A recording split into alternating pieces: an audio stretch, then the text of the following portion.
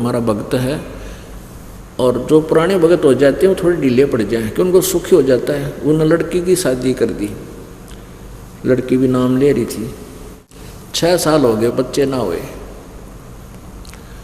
और सत्संग माना छोड़ के कभी आओ कभी ना आवे। ये दास के ऊपर ये झूठे केस बनाए, जेल गया, जेल से जब वापस आए जमानत हुई तो वो रोए, सारा बुरा हाल हो रहा, 6 साल हो गए कोई बच्चा नहीं हुआ, ये नहीं हुआ। तो उनसे समझाया कि तुम यहाँ आओ, भक्ति करो, सेवा करा करो, सेवा नहीं करते तुम ना सत्संग में आते। अब वो सारा धक्के खा लिए इतना, और भी डॉक्टर वैसे और किसी झाड़ी ढूंढना तो नहीं गए वो, तो परमात्मा की दया हुई, यहाँ नहीं लगे भाई महीने सेवा करें, वहाँ बर्तन साफ करें, रोटी पोवें, भगत भी आवे वह बेटी भी आवे। साल भर के अंदर उसको पुत्र दे दिया परमात्मा ने। तो कहने का भाव ये है कि कुछ ऐसे कर्म हैं जो हमने शारीरिक कर्म करके ही उसका छुटकारा होता है, पाप कटते हैं। कुछ ऐसे कर्म हैं जो वचन से कटते हैं, आशीर्वाद से कटते हैं। तो पुण्यात्माओं कुछ ऐसे हैं जो सुमन से ही कटेंगे। तो हमने अपना रोग कटाना है तो सारी मेडिसिन लेनी पड़ेंगी, पीण की भी, मालिश की भी, कैप्सूल भी, इंजेक्शन भी। ये दीर्घ रोग आपका हो गया, क्यों? कलयुग में आए। तो परमात्मा यहाँ बताते हैं कि राम नाम कड़वा लागे, मीठे लागे दाम, और दुविधा में दोनों गए माया मिली न राम। अब पुण्यात्माओं ये कोई सौभाग्य आपका जो ये सत्संग आपको सुनने को मिला।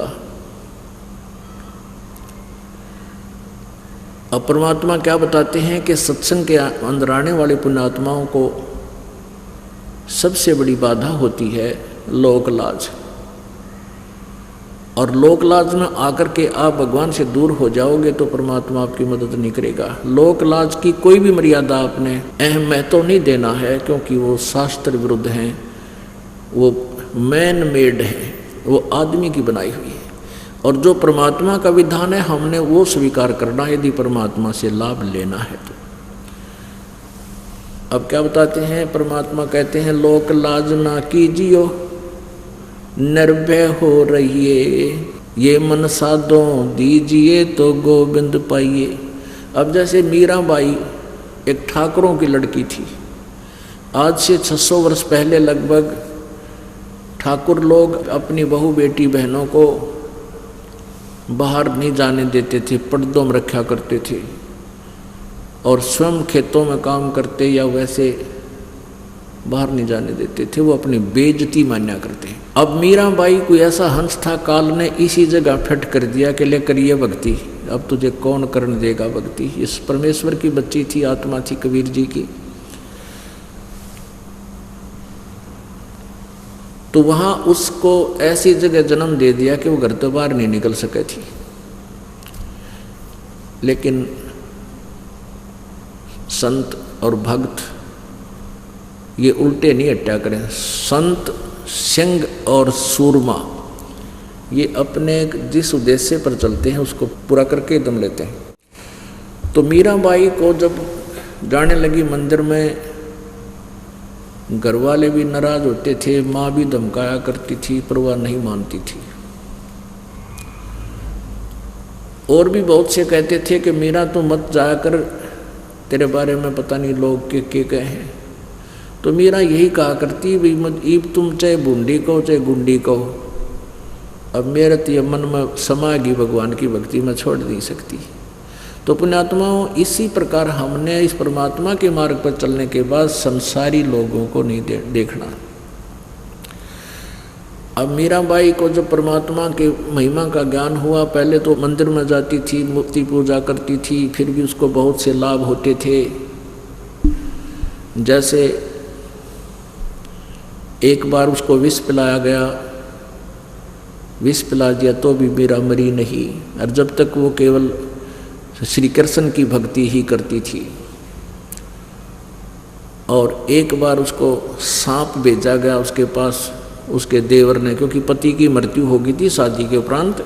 देवर ने जो है ना, पहले पति था उसका वो अच्छा था, धार्मिक व्यक्ति था, वो मीरा को मना नहीं करता था, कोई बात नहीं, राजा था तो इसलिए कोई उसका आगे बोलिया भी ना करता, वो मंदिर में जाती थी।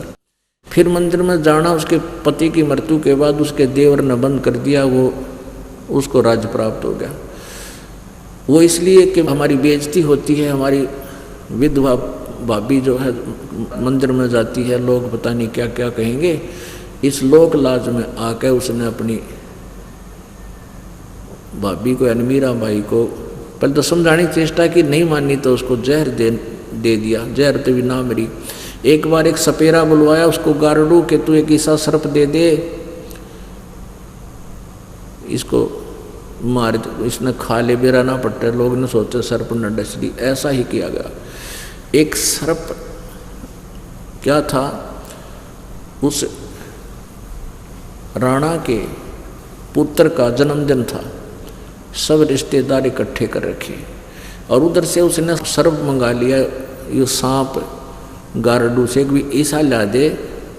डिब्बा खोलते ही उसने क्या किया, गहने के डिब्बा में सांप डाल दिया, गहने के बॉक्स में, आभूषण के बॉक्स में एक वो सर्प डाल दिया। और एक बंदी ने कहा कि जा इस मीरा को दे दे, ये हार पैर लेगी गल में। और उसको कहना कर कि आदेश है राणा का, ये हार पहनना होगा, कदे मेरी बेइज्जती करवा दे। रिश्तेदार इकट्ठे हो रहे हैं और न्यू ना कह देंगे अपनी भाई को न रहा और इसको भाई की पत्नी को सुख सुविधा नहीं दे रहा, कदे मेरी बेइज्जती करवा दे, इसलिए गहने पैर लेगी आ गया। अब बंदी ने जाकर वो बॉक्स रख दिया, डिब्बा रख दिया, सारा आदेश मीरा को सुना दिया। मीरा ने सोचा भाई ने कि अभी मेरे लिए तो गहना माटी है और यूँ निकम्मा मानने को नहीं, 100 बेइज्जती बकवाद करेगा, पड़ा रहेगा मगा, इसने गले में डाल लूँगी। अब उसने क्या किया, वो डब्बा खोला बंदी के सामने, इतना सुंदर हार बन गया उस सांप का और मीरा ने गले में पैर लिया।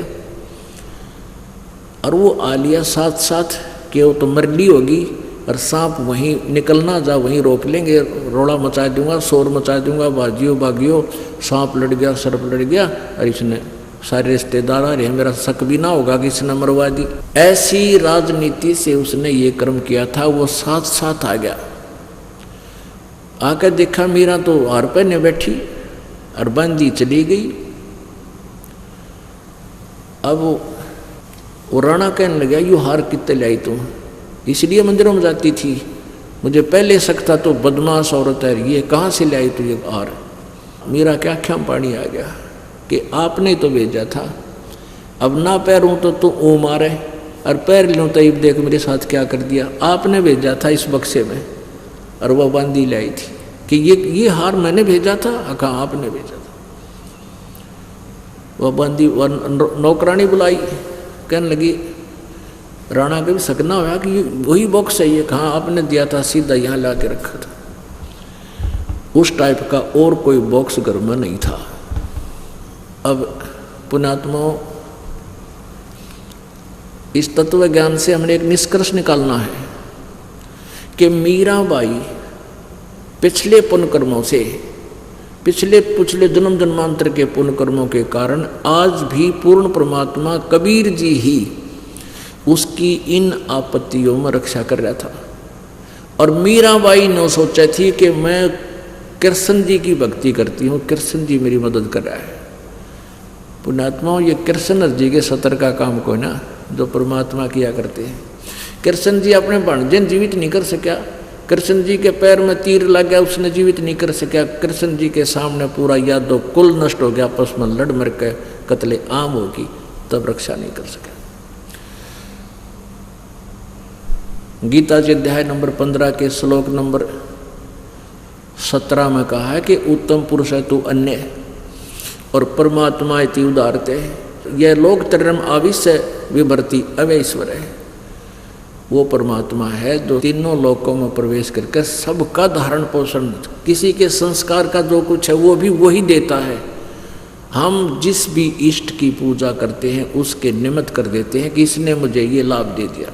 और वो परमात्मा मान बढ़ाई का भूखा नहीं है, क्योंकि वो तो सर्वसंपन्न है।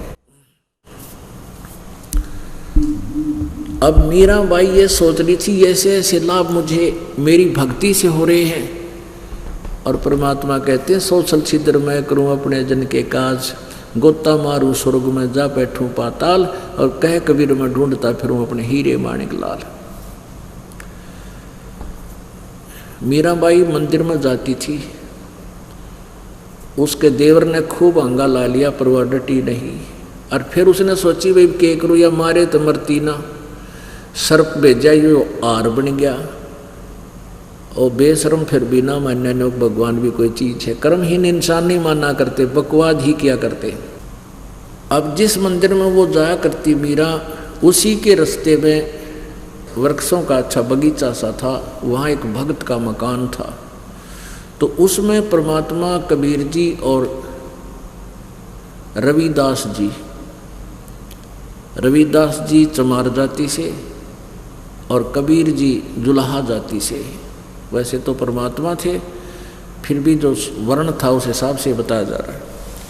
तो वहाँ दोनों सत्संग कर रहे, वहाँ बैठे कबीर जी बैठे, 10 20 50 भक्त भक्तनी बेबे बहन इकट्ठी होगी।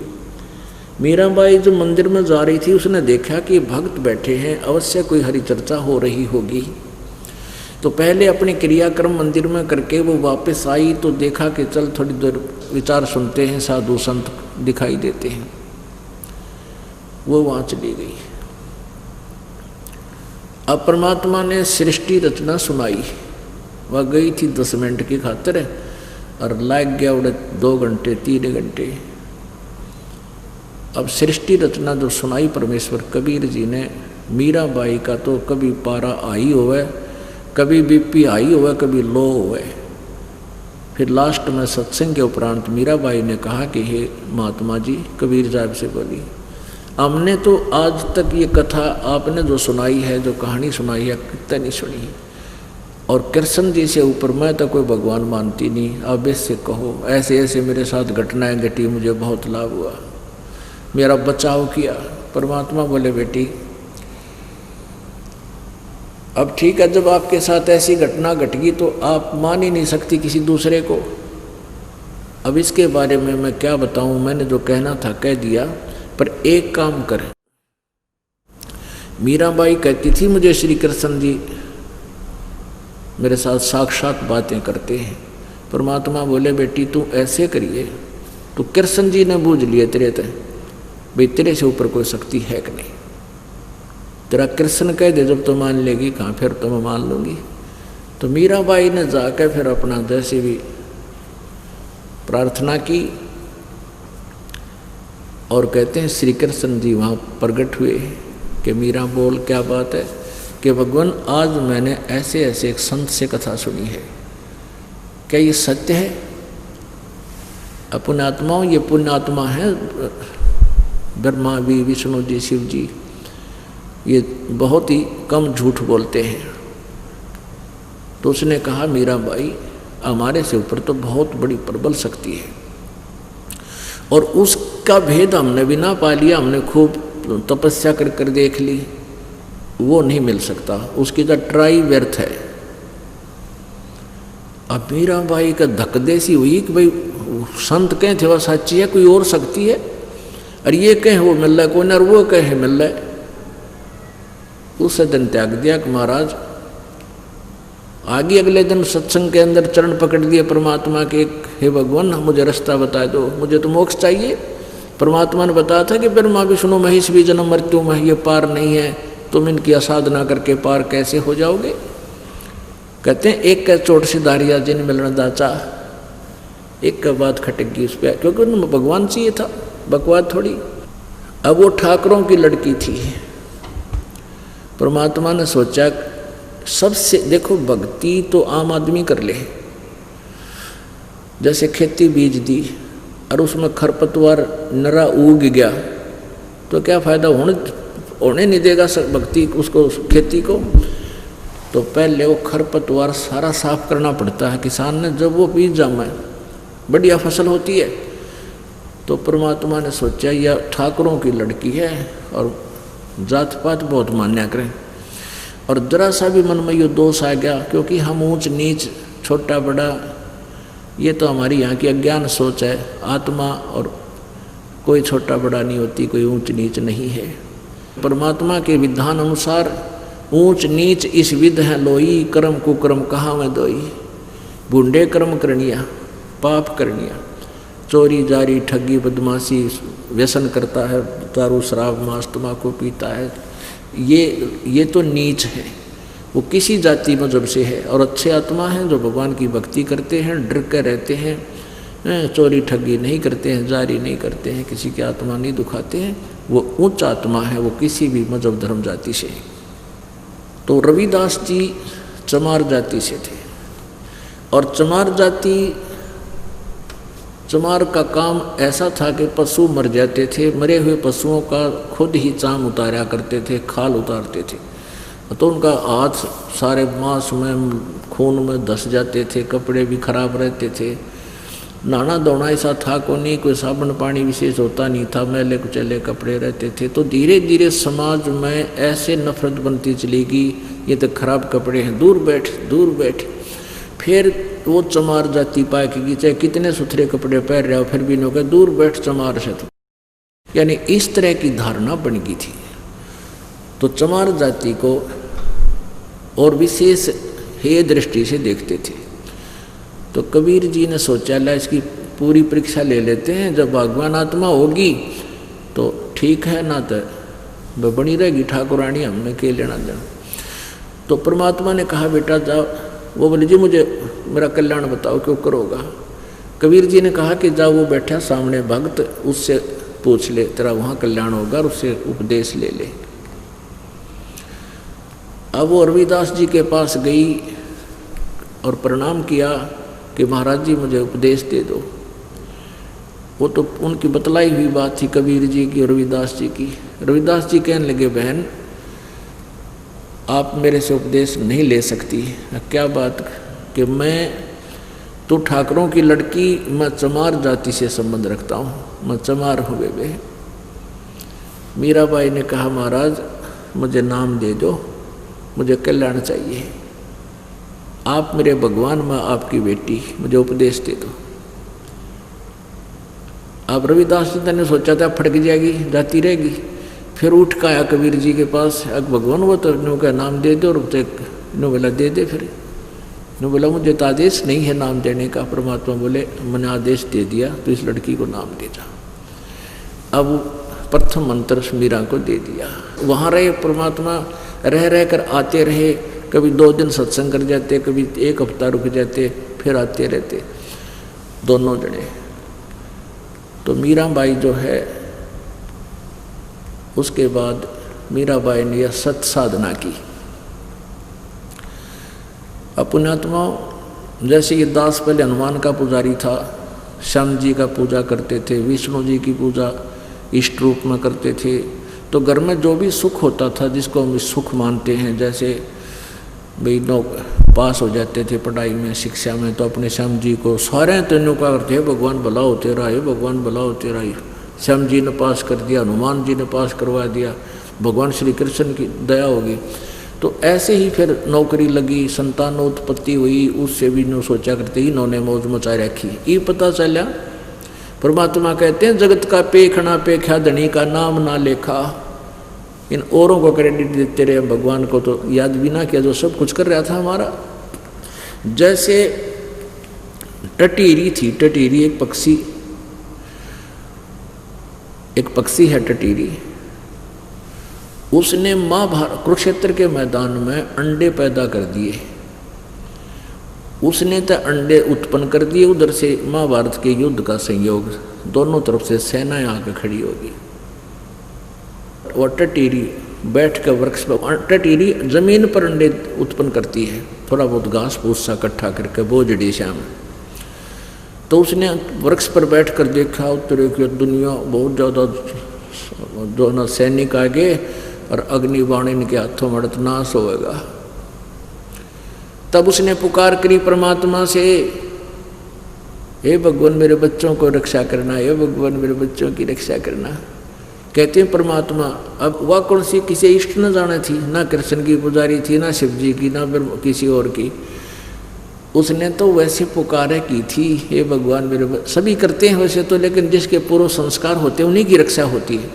तो परमात्मा कबीर जी ने कहते इंद्र के हाथी का एक घंटा, अंदर टाली घंटा बंधा होता है गले में, बाजता चला कर, जैसे मंदिरों में ये घंटी होती है इस तरह, वो बहुत बड़ा होता है था। तो वो ऊपर से टूट के उनका ऊपर गिर गया। 88,000 मण का, बताओ 88,000 मण, इतना मजबूत था। तो कहते हैं वहाँ सारा महाभारत हो गया, अग्निबाण छूटे, 18 करोड़ सेना मर गई, लेकिन वो अंडे सुरक्षित रहे। फिर वो घंटा उठा के देखा उन्होंने बाद में, भैया के है ऐसा भारा, देखा उसमें अंडा में तो बच्चे हुए पाए। अब पुण्यात्मा ये विचार करना है कि वहाँ रक्षा किसने की? पूर्व संस्कार से पूर्ण परमात्मा ने ही उन अंडों की रक्षा करी। वह तो किसी देवता में ना पूजा करती, ना जानती थी कौन भगवान है किसा है, उसने पुकार ही की थी। तो पुण्यात्माओं इन बातों से हमने घने उदाहरण लेने हैं, घनी शिक्षा लेनी है। कैसी लेनी है? एक तो ये है कि जैसे आपने नाम ले रखा है, बालक ना ले रहे, आपके बच्चों ने उपदेश नहीं ले रखा, तो आप भक्ति कर रहे हो और रह रहकर आपके बच्चों पर कोई आपत्ति आती है तो आपकी आत्मा पुकार करती है, हे भगवान इसको ये ठीक हो जाए, मेरा बेटा न्यू हो जाए, बेटी का छोरा हो जाए, बटे शराब छोड़ दे। यानी इस तरह की हमने कामनाएं स्वाभाविक है, करनी पड़ती है। तो आपकी पुण्य कमाई उन बच्चों को सुख देने में डाइवर्ट होती है, डिवाइड होती है। तो इस प्रकार परमात्मा यही चाहते हैं कि पूरा ही परिवार यदि मालिक के चरणों में आ जाए तो आप जी का जो लीकेज है ना, वह लीकेज ना रहे। और लीकेज किसी चीज़ की हो वह हानि करती है। एक टायर में थोड़ा सा पंचर हो जाए, वो कंडम कर दे, तो हम पंचर घने करें रखा है कि नहीं, और बाट देखा हम परमात्मा के जल्दी ही पहुंच जाएं। लेकिन तरीका यही है, अगर कतिय भक्ति ना करा तो आप भी मरें और बालक भी दुखी हों। कहने का भाव ये है दास का कि आप जी ने पूरा भरसक प्रयत्न करना चाहिए कि जिससे आप जुड़े हो, जैसे बेटी ब्याह दी परिवार जुड़ गया, पोता दोता दोती हो गए या पोता पोती हैं, इन सब को कोशिश करें मालिक के चरणों में ला दे और कहे बेटा तुम अपनी भक्ति करो। अब जैसे किसी ने अपने टायर में हवा भर रखी है और दूसरे का पंचर हो, वो टायर की हवा निकल गई, और अपने टायर में तो उसके टायर में हवा तो डाल सके पर दोनों कंडम हो गए। अब टायर से टायर में हवा भरना कौन सी समझदारी है? या तो पंप ले, आप भी पंप रहे, दूसरे ने मिले बेटा पंप ले भाई और भर ले अपना अपने टायर में, आप हवा भर, दोनों का काम चला। तो हम अभी तक यही करते रहे। ये काल का जाल है कि जैसे अभी तक है पगड़ी पर था कि बाप मर जाता है, बड़े बेटे का पगड़ी बांधते हैं। जैसे एक बताओ था कि इस घर में एक परंपरा चली आ रही है कि इनका दादा झाड़े लाया करे,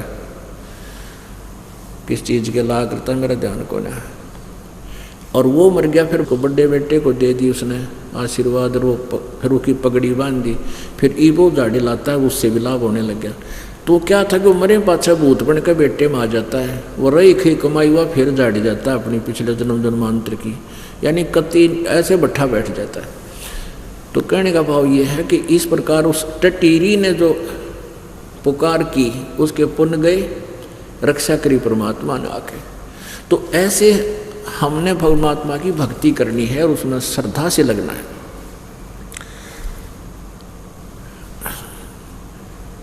अब क्या हुआ, अब मीराबाई जो है अपनी भक्ति करने लगी, सत भक्ति का पता लग गया।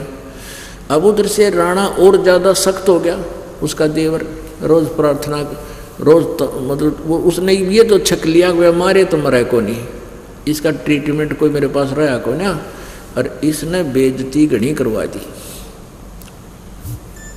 तो पुण्यात्मा उसने उस मीरा की माँ को बुला लिया। बेटी जो है माँ की बात को अवश्य स्वीकार कर लेती है, जैसी उनकी सोच थी। उसकी माँ से को बुलाकर कहा कि मौसी तो इसने समझा दे, इसने हमारी इज्जत का नाश कर दिया। पहले तो मंदिर में जाया करती, इबरात ने सत्संग में जाया हुआ, पता नहीं और कोई गुरु बना लिया। तो माँ को समझा कर अपनी बेटी ने 100 तरह से तरीके सब अपना के बेटी वहाँ ना जा कर दुनिया के कहेगी बूंदी अच्छी कह है, हमारी भी बेइज्जती और बेटी इस घर की भी बेइज्जती, दोनों तरफ से ऐसे ऐसे है। पुण्यात्मा इसको कहते हैं, कबीर साहब जी कहते मात पिता सुत स्त्री आलस बंधु कान, संत दरस को जब चले ये अटकावे आण। आन माने आके, आण कहते हैं मात पिता, सुत माने पुत्र, स्त्री पत्नी, और आलस के 3 दिन का सत्संग से छुट्टी भी ले ली, कल चलाएंगे, कल आज तो नींद सी आवे है। वो कल नहीं हुआ करता पूरा जिस पे, वो तो आज करें पार पड़े, कल पर नहीं छोड़े इस काम ने, यू आलस। एक भक्त बताओ था, बोला जी पहले हम 7 दिन का सत्संग कराया करते शुरू में, उसने नाम ले रखा, कई लाभ उसका लगातार हो गए, उसका बड़ी रुचि बन गई, तो उसने 7 दिन की छुट्टी ले ली। अब छुट्टी भी लिया, छुट्टी मिल गई परमात्मा की दया से, तो उसने सोचा 7 दिन हैं, कल देखूंगा, कल चलेंगे। अच्छा जी कल चलेंगे सत्संग में।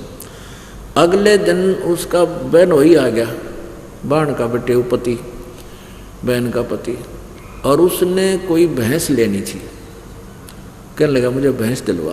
कि रिश्तेदार ने नो भी ना कहा भाई क्यों ना दिलवाऊँ, पहले तो गाँव में धक्के खाए सारा, एक दिन तो वहाँ लग गया, नहीं कोई समझ में आई। फिर दूसरे गांव में गए, उन्होंने बताई उस तीसरे गांव में, यानी 7वें दिन 7 दिन हम 6 दिन लगातार किता तब किसी के कहाँ लौटे, किता सोए, किता पड़े डांगरा में, जहाँ जिसने जिसी जगह दे दी। 7 दिन धक्के खा के बिना भैंस लिए उल्टे आगे दोनों, भैंस का सूत नहीं बैठे, और वो सत्संग भी गया। उस दिन पाछे कान पकड़ दिया मैंने, भाई आज के बाद जिस दिन छुट्टी मिलेगी उससे दिन जाऊँगा। यानी 7 दिन कहाँ तो अमृत वर्षा में आना था, जब पहले दिन आ जाता है, और कहाँ फिर धक्के खाता अंडा भैंसा के गोबर में हाथ रखे। तो इस प्रकार तो आलस कहते हैं माता पिता, जैसे छोटे बालक हैं उनको माता पिता बाधा करेंगे, धमकाओगे ना कि करेगा, तीसरे दिन बाद जाए। और किसी की पत्नी, किसी का पति, फिर बंधु कान, भाईचारा, लोक लाज, क्योंकि इस काल तक सब तरह से इंजेक्शन लगवाता है, सब तरह बाधा करवाता है। आप सत्संग में आते हो, पड़ोसी वो तो देख कर राजी नहीं, और नो आओगा 5-6 दिनों का बता, यह भी कोई बात हुई, थर तीसरे दिन चले जा सत्संग में, नो घर बस क्या करे, यानी दूने इंजेक्शन ला जाएगा वो, घर फिर लड़ाई हुआ, घर न जाओ जो। तो परमात्मा कहते हैं जो इस तरह की जो फिर लोक लाज में नहीं मानता है, भगवान की भक्ति करता है, रोक्या नहीं रुकता है, कहते इनका रोक्या नहीं रुके, इनका अटकाया ना अटके, जो संत दरस को जाए, कहे कबीर सो संत है, आवागमन न सावे। तो संत नहीं रुक्या करते, उनका समझ में आ जाती है बात। कहते अकल अलूणे दीखते ये सर्व अकल के मूल, और सदा रटे हरि नाम को ये झूले अनहद झूल। एक भक्त का हम पाठ करने गए, परमात्मा की ऐसी कृपा पुण्यात्माओं, दास जब इस मार्ग पर लगा, दास को आदेश दिया मेरे पूज्य गुरुदेव ने कि बेटा नाम दिया कर और इसको आगे बढ़ा मार्ग को। -0 थी या भक्ति, -0। गांव गांव में, घर घर में 3-3 दिन जाकर पाठ किए, सत्संग किए, हवन किए परमात्मा की दया से। और ऐसी कृपा होती थी कि सब दुखी हो रहे हैं, किसी के हर तरह की पूजाएं करके छक चुके हैं ये लोग। तो जो भी नाम लेता था सच्चे दिल तो लग जाता था। पहले हम संपर्क में ज़्यादा रहा करते थे, थोड़ी संगत थी, लगातार जाते थे, उनको मर्यादा भंग नहीं होने पाती थी, तो निरे लाभ होया करते उनको। इब्ताम है 10 नाम लेके गया, फिर अगले दिन कह दी नाम टूट गया, अरे महीने पहले नाम ले गया था, इतना जल्दा तोड़ भी दिया। तो नाम लेने से पहले खूब सोच कर नाम लिया करो, और नाम लेने के बाद खंड नहीं होना चाहिए। फिर देखकर हाथ मार लिख के, तो उनका पाठ करने गए, उनका कई लाभ हुए। उस शराब पिया करता, उसके पति वो भी छोड़ गया, बच्चे भी खूब अच्छी तरह बीमार थे वो स्वस्थ हो गए, और भी कई लाभ हुआ। उनके पाठ करे थे हमने, 6 महीने हो गए थे उन्हें नाम लिया ना। उनका एक बहन का बटेऊ आ गया, बहन का पति, और वो शराबी कति 1 नंबर का। तो वो सीधा वहीं आया उनके द्वार पे। तो बच्चे थे छोटे, उन्हें पता था हमारे शराब पी के घर में नहीं बढ़न देंगे किसी, उन्हें पता था शराबी है उनका फूफा जी। उसकी पकड़ का हाथ, और लड़का था 8-10 साल का, उन ले गया दूसरे चाचा के छोड़ा, अकाड़ा पड़े यहाँ रुक तू, पी का रहा वो शराब। तो उनके छोड़ दिया, और खाना हम भिजवा देंगे तेरा, यहाँ से सत्संग हमारे यहाँ चल रहे हैं जैसा भी। तो उन्होंने फिर उसके इंजेक्शन ला दिए, उसकी शराब उतरे पाछे। सुबह वो समझाया को तो भाई फंड कर रहे हैं, उसका चाचा का है और नाश करेंगे हैं, नो कहे 2,500 रुपये लाग जाए इस पाठ पे। पहले हम जाते थे, इसे 2-2,500 रुपये खर्चा आता था। उन्हीं का तो सिर्फ खाना खाते थे, किराया भी नहीं लेते थे किसी से, क्योंकि दास की सर्विस थी। और सैटरडे संडे ऐसे 3 दिन, शुक्रवार हम पाठ करते थे, शाम ने शुक्रवार को चला जाता, 2 दिन की छुट्टी होती थी। पाठी पाठ वहाँ करने वाले और भगत होते थे। तो रिश्तेदार को उसने, उसके चाचे ने पूरे इंजेक्शन ला दिए, वह नाश करेगा, 2-2,500 रुपये ला दिए इसने। और ऊपर चौबारे बना रखे हैं, उनके कुआड़ ना चढ़वाए, 2,500 में तो कुआड़ चढ़ जाते दरवाजे। अब हम तो आ गए, वो उस दिन तो बढ़न नहीं दिया, उस दिन अगले दिन भोग लगना था, हम भोग लगा कर आ गए। वो बताऊँ तो जी पाछे आया उस रिश्तेदार, हमने शिक्षा दे आप दारू पीवे, नो कहे थारा पर 2,500 रुपये खर्च कर दिए, ऊपर कुआड़ क्यों ना चढ़वा लिए, दरवाजे क्यों ना चढ़वा लिए, 2,500 में हैं ये पड़े। तो वो कहने लगे हम ना हंसी आवा, आप दारू पी और हमने शिक्षा दे, देख नालायक। पर हम क्यों माना थे उसकी, हमने कहा कुआड़ भी चढ़ेंगे, हमारी केबरान माटी हो रही थी, साल में 10-10 हज़ार तो दवाइयाँ का लग गया करते औषधियों के, और हम सुख हो गया हमारे घर में, समझा बुझा दिया, पर वो नहीं माना। तो कहने का भाव यह कि इस तरह के भी बहुत से लोग होते हैं, तो वो लोक लाज में हमने मानना नहीं चाहिए। अपने आत्माओं जैसे एक आड़ी बीज बोया था गेहूँ, और एक बाबूजी आ गया बड़े शहर में जन्मया, उसने कभी ये देखा ही नहीं था कि गेहूँ कैसे पैदा होते। उसने अपने घर में बोरी में गले गेहूँ देखे, और माँ उसने पिसवा कर रोटी बना देती थी। उसको ये नहीं पता था गेहूँ कैसे उत्पन्न होते। उसकी नौकरी लग गई रूरल क्षेत्र में, यानी गांव में। वो पहली बार जा रहा था, एक किसान गेहूँ मिट्टी में डाल रहा है, यानी बीज बोए, एक थैले में डाल रखे और कुछ रखे और एक कोने में। अब वो बाबूजी देखता रहा, अभी यो आदमी मेंटल है कि खान की चीज नर माटी में गिरा मूर्ख। अब वो देख रहा है, उसने खड़ा खड़ा काफ़ी देर देखता रहा। अब किसान ने सोचा ये कोई वैसे खड़ा हो गया होगा, गेहूँ देख रहा बैलों को चलतों को। फिर उसने हाथ करा, भी रोकिए बैल वाले रोक। कहाँ जी क्या बात है, कि तू मूर्ख है क्या। आड़ी ने सोचा था कोई रास्ता पूछता होगा, ये अच्छा उल्टा बोला, ने बोला तो मूर्ख है क्या, क्या बात। अरे भले पुरुष, हिंदुस्तान में पहले ही खाद्य सामग्री की कमी है, ये है वो, ला गया अटपट कर। और तू मिट्टी में गेहूँ डाल लाग रहा है, तेरा दिमाग खराब है, क्यों बर्बाद कर रहा है। तो गल जाएंगे, सड़ जाएंगे, बड़े साफ सुथरे तो टैंकी वैंकी में रखने चाहिए।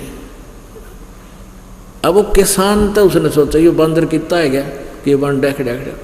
किसान ने तो वो शहर वाला मूर्ख लगे, और उस शहर वाले ने किसान मूर्ख लगे कि मूर्ख जो है ना लग रहा बर्बाद कर फसल गेहूं को मिट्टी में खराब कर रहा है।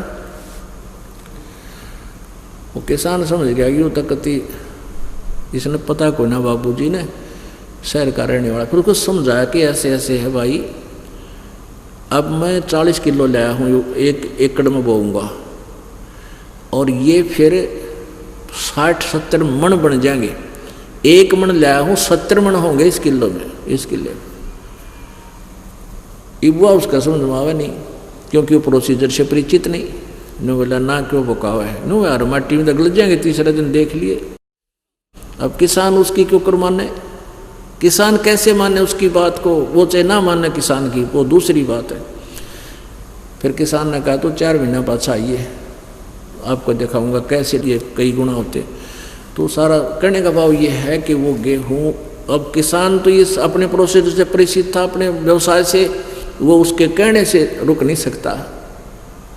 आखिर में उसने मानना पड़ा, उसको बताया कि देखो एक दाने से अब ये गुच्छा बन गया और वो प्रत्येक का बाल लागी और प्रत्येक बाल में 50-60 गेहूँ ऐसे भगवान देता। तो ऐसे ही ये दान जो आप करते हो, आपका किराया भी भगवान के दान में गिना जाता है, यहाँ तक का आने और जाने का। अब जिसने ये ज्ञान नहीं तो वह यूँ सोचे हैं कि ये तो नाश करेंगे, तीसरे दिन सत्संग में जाते हैं, आजकल इतना महंगाई हो रही है और किराया भाड़ा भी नहीं देखते ये। तो पुण्यात्माओं, हम नहीं मान सकते उस किसान की तरह, वो तो अनजान है। किसान को उस बाबूजी ने कहा कि तू बर्बाद हो जाएगा, ये गेहूँ मिट्टी में डाल लगा। उसने कहा था बर्बाद नहीं, ये मुझे आबाद करेगा, ये प्रोसीजर जो मैंने अपना रखा है। तो इस प्रकार पुण्यात्माओं, अकल अलूने दिखते ये सर्व अकल के मूल, दुनिया न ताम अकल अलूने। अकल अलूने का आग्रह तो मूर्ख कति, जिसने कुछ भी ना बेरा हो। समाज जिनको ज्ञान नहीं है वो सोचते हैं तब मूर्ख हैं, और आप सर्व अकल के मूल, यानी वो तो सर्व अकल के मूल, उन सब तरह से परमात्मा का ज्ञान हो चुका है, इसलिए सत्संग में आते और दान किया करते हैं। इस प्रकार मीराबाई ने कभी किसी की परवाह नहीं की, और यदि वो अन्य बहन बेटी वो खानदानी बहुआ की तरह अरगरते ना निकलती, कुतिया बनती की तरह है, और कोई ना याद करता, मीराबाई का नाम हिंदू समाज में 1 नंबर पर है समझो। तो यहाँ क्या बताते हैं कि इंद्री कर्म न लगे लगारम, जो भजन करे निर्द्वंद रे, गरीब दास जग कीर्ति होगी जब तक सूरज चंद्रे। अब मीराबाई सत्संग में आने लगी, उसका एक पित्तसरा था, भवन नाम का पित्तसरा, और वो उस राणा का मंत्री था, महामंत्री, और वो बहुत अच्छी आत्मा का था। जब वो राणा परेशान कराया करता उस मीरा को, यानी उसका देवर, तो पित्तसरा जाकर महामंत्री और कहा करता, बेटा भक्ता के लन्ने वैसे ही होता है, हिम्मत ना आ रही है, भगवान दूर नहीं है, ये तो मूर्ख है, राज के नशे में इसने कुछ नहीं दिखता, बस अपनी इज्जत दिखा बेटी, तो हिम्मत ना आ रही है, भक्ति करे, लगी रह जैसा तो भगवान के चरणों में लग रही है, हिम्मत ना आ रही है। और वो भी भक्त था। तो मीराबाई ने उस भवन से कहा कि चाचा जी एक संत आ रहे हैं, और मेरे तो वह बात बहुत समझ में आ गई, आपकी इच्छा तो आप भी उनसे मिल लो जाके। अब बेटी मैं भी मिल लूँगा, मने भगवान चाहिए है, परमात्मा से मिले, कबीर जी से। उस भवन ने भी नाम ले लिया, दोनों अपना भक्ति करें, चर्चा करें भगवान की। फिर अब वो मानना नहीं, नालायक था वो राणा, तो राजा बहुत अहंकार में बहुत हो जाता है। मीराबाई ने सोचा या तो रोज परेशानी पैदा करता है वो नालायक, क्यों ना यहाँ से किधर और देख लेंगे, अपनी भक्ति कर लेती हूँ। घर छोड़ दिया, घर छोड़कर चली गई, घर छोड़ के चली गई। रास्ते में जा रही थी, ज्ञान उसको हो ही चुका था भगवान की कृपा से, परमात्मा कबीर जी की रजा से। रास्ते में कुछ व्यक्ति बैठे थे, उन्होंने पूछा मीराबाई ने कि कैसे बैठे हो आप जी। उन्होंने बताया, बेटा यहाँ एक बहुत तपस्वी महात्मा रहता है इस गुफा में, और वो दिन में एक बार बाहर आता है, हम उसके आशीर्वाद प्राप्त करने के लिए बैठे हैं। और ये गेट लगा रखा था, 4 द्वार सी बनाकर, थोड़ा सा आंगन सा बना रखा था, अंदर गुफा के सामने आगे गेट लगा रखा था, दूर गुफा का द्वार खाली, और वो उससे बाहर बैठे थे। तो मीराबाई बोली, मैं भी बैठ जाती हूँ, दर्शन करूँगी, महापुरुष हैं। तो वो कहने लगे, जी वो औरतों को दर्शन ना देता, औरतों के दर्शन ना करता, वो स्त्री, वो आदमी दर्शन करेगा, औरत से वो नफरत करता है, महापुरुष है, बाल ब्रह्मचारी है। मीराबाई बोली, भाई फिर तो मैं दर्शन जरूर करूँगी। मैंने तो एक पुरुष सुना है, और पुरुष को ना, पुरुष माने परमात्मा, एक सुना। जब दूसरा पुरुष धरती पर है तो मैं दर्शन करके जाएंगी, मैं तो उसी के लिए भटक रही हूं। अब वो जब वहां बैठ गई, हट करके अंदर संदेश आ गया कि एक लड़की बाहर बैठी है। जब तक लड़की बाहर बैठी हो, वो चूहा बाहर आवे नहीं, तो उन्होंने बताया कि वो ऐसे ऐसे कह रही है कि मैंने तो एक भगवान सुना है, ये दूसरा भगवान कितना है, मैं दर्शन करूंगी फिर पृथ्वी पाया हुआ था। तो वो खटकी उसके, क्योंकि वो भक्त आदमी था, और भक्ति ठीक ना मिलने से जैसा जिसने डले ढोंड का रास्ता बता दिया वो ढो ही रहा था, उसका वह बात खटकी, बाहर आया। अब कहाँ है वो बहन है, वो खड़ी है। और मीराबाई बोली कि भाई एक बात बता, जब तू भगवान है, पुरुष तो मैंने एक ही सुना है यार, तू अगर इस मट्टी में अंतर मानता है तो आज तक तेरी इतनी बुद्धि काम नहीं करी, स्त्री और पुरुष में अंतर क्या है। पुण्यात्माओं, जो आत्मज्ञान हो जाता ना, एक तो तत्व ज्ञान, एक आत्मज्ञान। आत्मज्ञान का अर्थ होता है कि तू कौन है, क्या है, ये पुतला किस चीज से बना है।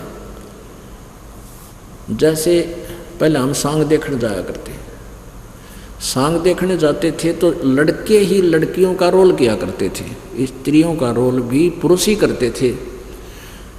तो एक कोई व्यक्ति सांग देखने गया, अगले दिन उसका साथी उसके साथ चला गया, उसने कभी देखा नहीं था सांग। तो वहाँ लड़कियाँ थी, वो लड़के लड़कियों का रोल बना के ड्रेस पहनकर डांस कर रहे थे, जैसे भी एक्टिंग कर रहे थे। वो जो पहली बार लड़का गया था वो अपने मित्र से कहता, देख कितना अच्छा डांस करती है लड़की, बहुत अच्छा गाती है। वो को बोला लड़का है ये, लड़की को ना। वो पहली बार गया था, वो ना मानने कि ना देखिए कति लड़की है। फिर वो जब वहाँ अपना अभिनय पूरा करके जहाँ वो रुके हुए थे वहाँ गए, वो साथ साथ वो दोनों चले गए बच्चे। वहाँ जाकर उन्होंने अपने सारे कपड़े, वो आर्टिफिशियल अंग लगा रखे थे, वो उतार के खुट्टी पर टांग दिए। तब उस लड़के ने देखा, रहे तो सचमुच तो कुंगर था, ये तो लड़का था, मैं इसने लड़की मान रहा था। तो अगले दिन जब वो सांग में देखने गया तो उसके मन में भी कोई ना लड़की है, उसने लड़का ही दिखा था, बेशक नाचे था, कूदा था, 100 फंड कर रहा था। तो पुण्यात्मा जब आत्मज्ञान हो जाता है, आत्मा के ऊपर ये 2 कवर चढ़ा रखे, स्त्री और पुरुष के 2 कपड़े डाल रखे। तो जिन्होंने ये सांग देख लिया, वास्तविकता पता लग गया, तो फिर उसके मन में दोष नहीं आना चाहिए, आता आवे को ना चाहिए, कोशिश कर ले। तो उसकी चौंध तोड़ी पहला तो मीरा ने, केड़े का बना बैठा तो पुरुष बड़ा पीछा छुटा ले, चल मरी गेला, नाम ले ले गुरुदेव से। उसकी चौंध तोड़ी। अब मीराबाई कहते वृंदावन में जाकर रहने लाएगी, वहाँ एक अच्छा व्यवस्था सी बनी हुई थी, साधु भक्त रहते थे, कोई परेशान ना करता था, इसलिए अपना वहाँ टाइम पास करने गई थी बात। उधर से क्या हुआ, मीराबाई के चले जाने से वहाँ उस राजा के राज में काफ़ी आपत्तियाँ आएगी, अकाल गिरने लग गया, अकाल मृत्यु होने लगी, बहुत सी परेशानियाँ उसका सामना करना पड़ा। तो उसने जंतर मंतर करने वाले, बूझा बाजा पढ़ने वाले, ये जोशी जाची बुलाए, पूछा। उन्होंने बताया कि आपने कोई संत दुखी कर दिया और वो आपका राज छोड़कर चला गया, इस कारण से आप पर ये आपत्तियाँ शुरू होगी। तो उसने, मंत्री भी वहाँ बैठे होते हैं, भी ऐसा कौन संत था मैंने दुखी कर दिया, कौन चला गया, मैंने तो ऐसा कुछ किया नहीं। उनका जो वजीर था भवन, वो कहने लग गया कि मैं बताऊं कौन था, कि वह मीराबाई, वो संत है, वो भगत थी, वह इतना सता दी और उसके जाने से दिक्कत आई। तो कहने लगा भाई फिर क्या इलाज हो। वो जंतर मंतर करने वाले ज्योतिषी कहने लगे वो वापस आवे तो तेरा राज में सुख हो, ना तो नहीं होगा। अब वो क्या सोचने लगा भी मैंने तो बहुत परेशान कर दी थी, अब तो आएगी ही नहीं। तो उसने कहा भी कोई उस मीराबाई को ला सकता है। 2 सिपाही खड़े हुए, सैनिक, क्योंकि वो भी मीराबाई के पास बैठा करते थे और रोया करते थे जब उसके दुख में दुखी होते थे। मीराबाई की उनके प्रति बहुत हमदर्दी थी, तो उनको ये विश्वास था कि बहन हमारे प्रार्थना को अस्वीकार नहीं करेगी। उन खड़े होकर कहते जी हम ला सकते। तो कहने लगे वह जब ना आई तो वो बोला राजा कि वो नहीं आई तो क्या करोगे? जी हम भी नहीं आवेंगे। अच्छा जाओ तय। अब वो चले गए। मीराबाई से कहा बहन हम आपसे बहुत आशा लेकर आए हैं और वहाँ बहुत ज़्यादा दिक्कत हो गई है और एक बार आप चलो। हम कसम खा के आए हैं कि आप नहीं चलोगे तो हम भी नहीं जाएंगे। तो मीराबाई बोली भाई मैं मर गई होती तो किसने ले जाते? फिर तो हम चले जाते। भाई आप मर ही गई होती तो फिर तो हम कह देते। न बोली डट जाओ तो। अब मीराबाई ने परमात्मा को याद किया। वहाँ श्री कृष्ण की एक मूर्ति थी, उस मूर्ति में समा गई, वह खत्म होगी। एक कपड़ा छोड़ दिया, शेष एक जो ओढ़ना होता चीर है, बाकी उसके अंदर समा गई। अब वो फिर देख लिया वो तो रही नहीं, तो वापस आ गए दोनों, खाली हाथ आ गए। सभा लगी, राजा बैठा था, उधर से वो मंत्री, महामंत्री, वजीर भी, भवन भी बैठा था, भवन नाम था उसका। वो भी सच्चा भक्त, सच्ची भक्ति करता था परमात्मा की, सिद्धियां आ गई थी उसमें भी। अब दरबार में वो दोनों सैनिक आए। राणा ने पूछा कि ले आए मीरा को? मुंह लटका के खड़े हो गए, जी नहीं लाए। मिल गई थी का मिल गई थी। फिर तुम यो कह रहे थे हम भी नहीं आएंगे। कहने लगे जी वो ऐसे ऐसे पत्थर में समा गई, अगर जीवित होती तो हम ले आते। तो क्या बोला वो कि वह बदचलन थी, कोई मुसलमान कर लिया होगा उसने पति, और इसलिए पत्थर में समा गई धरती में। जब जानता आकाश में उड़ जाती, वह भक्तनी थी। तो ऐसा वो दुष्ट इंसान हमेशा ऐसी बकवास किया करते हैं। अब भवन खड़ा हो गया, न बोला रहे नकम्मे, क्योंकि फिर भी राजा बेशक था, बेटा था, चाचा था उसका, वो बेटा तो था वो राणा। न बोला रहे नकम्मे, तने शर्म आई कुछ? तो क्या बकवास कर रहा है, एक भगत के बारे में तने ये शब्द कह दिए। अगर कोई आकाश में चढ़ जाए तो मान जाएगा तू? तेरा कैसा नालायक, फिर भी नहीं माना करता। न बोला मान जाए क्यों ना, ऊपर न कोई चढ़ा डूब जाता, ऊपर स्वर्ग न जाती। ने बोला देख मैं जाता हूँ। वो बाहर जाने की तैयारी कर रहे थे, दोनों घोड़े, राजा का भी मंत्री का भी, दोनों घोड़े तैयार कर रखे थे सेवक ने। और भवन वहाँ से खड़ा हुआ, तलवार सारी साथ लेकर जाते थे ना, बाहर जंगल में घूमने जाते थे। भवन को कैसे झटका लगा था थोड़ी यह बतानी आवश्यक होगी। ये भवन मालिक के चरणों में लगा। परमात्मा ने कहा बेटा शिकार नहीं करेगा आज के बाद। अगजी नहीं करूँगा। तो उसने एक दिन इस राजा के साथ गया हुआ था। राजा ने कहा कि इस मर्ग को तने मारना पड़ेगा, मेरा नहीं ठहरा। उसने वो मर्ग मार दिया। वो मर्ग मार दिया तो उसके मर्गनी थी, उसके पेट में गर्भ था, वो दोनों कट गए। और वो उसका पति मर्ग दूर खड़ा खड़ा रो रहा, आंखों में आंसू आ रहा, जैसे नो सोच रहा हो कि नहीं मुझे भी मार दे पापी। तो उसके बाद भवन ने कसम खा ली, दोबारा उपदेश दिया, परमात्मा मुझसे गलती होगी, आज के बाद मैं मारूंगा नहीं। अब उसके बाद उसने क्या करा कि राजा के साथ जाना पड़े, शिकार भी खेलना पड़े, जाना ही पड़ेगा शिकार में।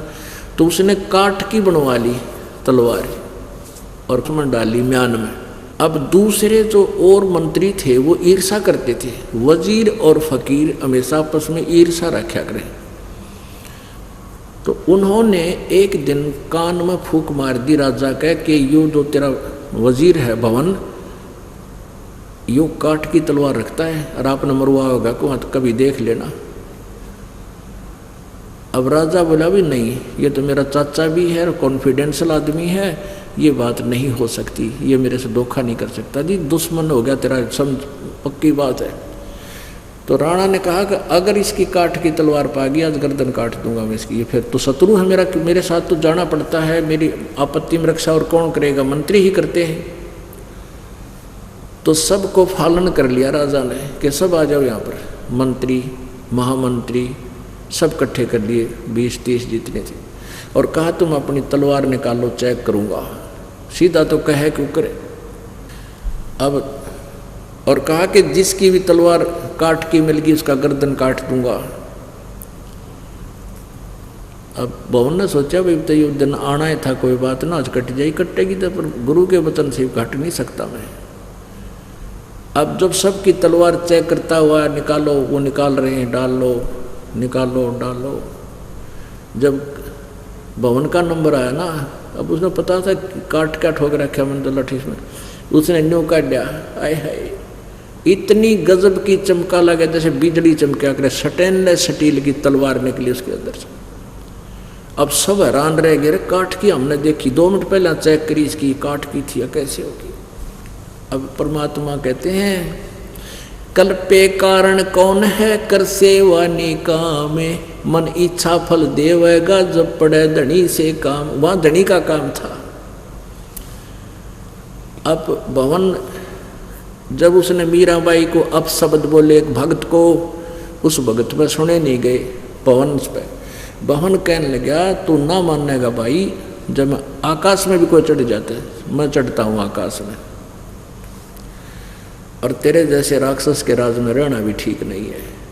घोड़े पर जाके एकदम चढ़ गया ऊपर, और कहते एक सीधी आकाश से उड़ जाई, घोड़े समेत उड़ा लिया ऊपर, अगले नीच हम जा रहे हैं स्वर्ग में। घोड़े से जा आकाश में, वो भवन गवन गगनों किया, घोड़े से जा गुलाम, और 100 मिश्री साहिब मिले बर्छी सदा लगाम। बोलो सतगुरुदेव। तो पुण्यात्माओं,